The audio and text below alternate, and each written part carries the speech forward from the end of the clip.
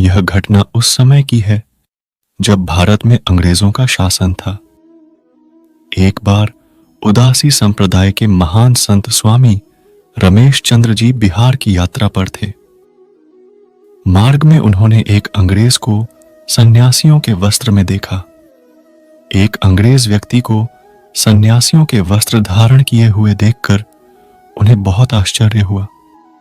उन्होंने उस अंग्रेज के पास जाकर उससे पूछा, श्रीमान, आपने यह सन्यासियों का वेश क्यों धारण किया है? ऐसा पूछते ही उस अंग्रेज की आंखों में आंसू आ गए। स्वामी जी ने उससे पूछा, क्या बात है, रोते क्यों हो? तब वह अंग्रेज बोला, मेरा बहुत सारा समय यूं ही व्यर्थ हो गया। मेरा जन्म भारत में नहीं हुआ, इसका मुझे बहुत अफसोस है। आगे उस अंग्रेज ने बताया, उसके जीवन में जो यह परिवर्तन आया है वह भगवान की एक विशेष कृपा है। स्वामी रमेश चंद्र जी ने उससे पूछा, क्या आप बता सकते हैं कि आपके जीवन में ऐसी कौन सी घटना घटित हुई जिसने आपके जीवन को परिवर्तित कर दिया? तब उस अंग्रेज ने बताया कि मैं एक इंजीनियर था। मुझे इंग्लैंड से बिहार में एक बांध बनाने के लिए भेजा गया था। उस बांध को बनाने की पूरी जिम्मेदारी मेरे ऊपर थी। मैंने यहां पर आकर उस बांध को बनाने का काम शुरू कर दिया। धीरे धीरे बांध बनने लगा। बांध अभी कमजोर ही था कि एक दिन बहुत जोर से मूसलाधार बारिश होने लगी। वह बरसात इतनी तेज थी कि उसे देखकर मैं भयभीत हो गया। मुझे लगने लगा कि कहीं यह बांध बारिश के पानी के वेग से टूट न जाए। अगर यह बांध टूट गया तो मेरे साथ साथ इंग्लैंड सरकार का भी नाम खराब हो जाएगा और हमारे देश के नाम पर धब्बा लग जाएगा कि वहां के लोग ठीक से काम नहीं करते हैं। बांध का निरीक्षण करने के लिए मैंने उसी बारिश में बांध पर जाने का फैसला किया। बारिश रुकने का नाम ही नहीं ले रही थी और बांध में दरारें भी दिखाई देने लगी थी। उन्हें देखकर मेरा मन बहुत व्याकुल हो रहा था। मैं सोच रहा था, यदि यह बांध टूट जाएगा तो मैं भी इस बांध के साथ ही बह जाऊंगा और अपने प्राणों का विसर्जन कर दूंगा। यह सोचकर मैं उस बांध की तरफ बढ़ा। मार्ग में मैंने कुछ मजदूरों को एक छोटे से छप्पर में बैठे हुए देखा। वे सभी मजदूर एक छोटी सी मूर्ति के पास बैठकर बहुत ही मस्ती में भजन गा रहे थे। मैं उनके पास गया और उनसे पूछने लगा कि आप लोग क्या कर रहे हैं। उन मजदूरों ने बताया कि यह हमारे भगवान श्री कृष्ण और श्री राधा जी है। हम इनसे प्रार्थना करते हैं और यह हमारी प्रार्थना सुनकर हमारे सभी दुख दूर कर। तब मैंने कहा, मुझे तो प्रार्थना करनी आती नहीं, इसलिए आप सब लोग मेरी तरफ से इनसे प्रार्थना कीजिए कि यह बांध टूटे नहीं। अगर इस बारिश में यह बांध टूट गया तो मैं जी नहीं पाऊंगा। वे मजदूर बोले, हम भी प्रार्थना करते हैं और आप भी प्रार्थना कीजिए। इसके बाद मैं आंखें बंद करके भगवान श्री कृष्ण और श्री राधा जी से प्रार्थना करने लगा। थोड़ी देर बाद जब वह सत्संग पूरा हुआ तब उन मजदूरों ने मुझसे कहा, आप बिल्कुल चिंता मत कीजिए, भगवान सब भला करेंगे। मजदूरों की बातें सुनकर मुझे कुछ तसल्ली मिली, लेकिन कुछ देर बाद मैंने देखा कि शाम होने लगी थी और अब तो बारिश भी पहले से तेज हो गई थी। ऐसी भीषण बारिश को देखकर मेरा दिल बैठा जा रहा था। इस बार मैंने पक्का निश्चय कर लिया था कि अब यदि यह बांध टूटने ही वाला है तो मैं भी इस बांध के साथ ही बह जाऊंगा और इस बांध के साथ मेरा भी अंत हो जाएगा। यह सोचकर मैं उस घनघोर बारिश में उस बांध के ऊपर चढ़ गया और बांध के बीच में जाकर खड़ा हो गया। कुछ ही देर बाद मैंने देखा कि बांध के नीचे दो छोटे बालक मिट्टी से खेल रहे हैं। उन्हें इस प्रकार खेलता देख मुझे बहुत आश्चर्य हुआ। उनमें से एक बालक गोरा था और एक बालक सांवला था जिसने मोर मुकुट पहन रखा था।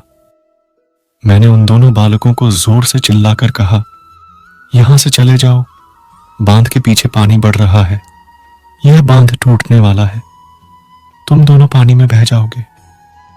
लेकिन वे दोनों बालक मेरी बात सुनने को तैयार नहीं थे।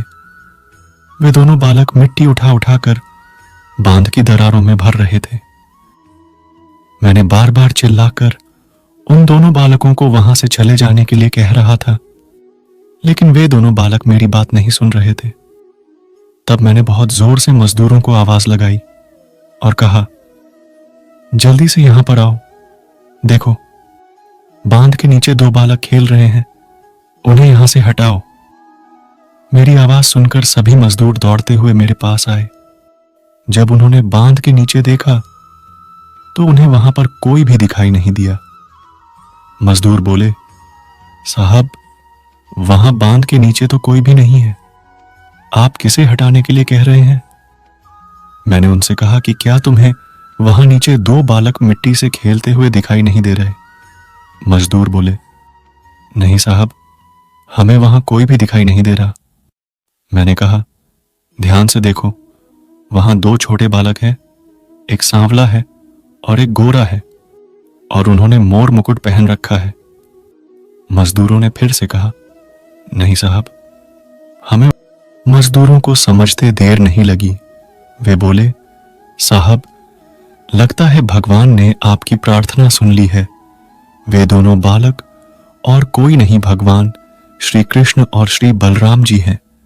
यदि वे इस बांध की दरारों में मिट्टी भर रहे हैं तो निश्चिंत हो जाइए, अब इस बांध को कुछ नहीं होगा। भगवान श्री कृष्ण ने आपकी प्रार्थना सुन ली है, तभी तो आपको उनके दर्शन हो रहे हैं और हमें वह नहीं दिखाई दे रहे हैं। वे आपकी प्रार्थना सुनकर आपकी रक्षा करने आए हैं। मुझे उन मजदूरों की बातों पर बिल्कुल भी विश्वास नहीं हो रहा था। कुछ देर बाद मैंने देखा कि जहां वे दोनों बालक खेल रहे थे, वहां पर अचानक एक बहुत तेज प्रकाश हुआ और वे दोनों बालक गायब हो गए। यह चमत्कार देख मैं बेहोश हो गया। मेरे बेहोश होते ही वे सभी मजदूर मुझे उठाकर मुझे मेरे बंगले पर ले आए। जब मुझे होश आया तब तक सुबह हो चुकी थी। सुबह मुझे मालूम हुआ कि पूरी रात बहुत ही तेज मूसलाधार बारिश हो रही थी और ऐसी भीषण बारिश में भी वह अधपका बांध जिसका तस खड़ा था, उसे कुछ नहीं हुआ था। ऐसी भीषण बारिश में उस अधपके बांध का टिके रहना असंभव था। यह भगवान की कृपा ही थी जिससे उस बांध को कुछ नहीं हुआ। इस घटना के बाद मैं विचार करने लगा कि स्वयं भगवान श्री कृष्ण ने मेरी प्रार्थना सुनी और मेरे बांध की रक्षा करने आए।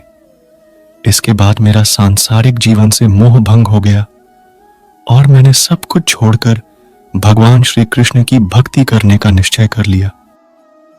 उसी दिन मैंने अपनी सरकारी नौकरी से इस्तीफा दे दिया और अपना सारा जीवन भगवान श्री कृष्ण को समर्पित करने का निश्चय कर लिया।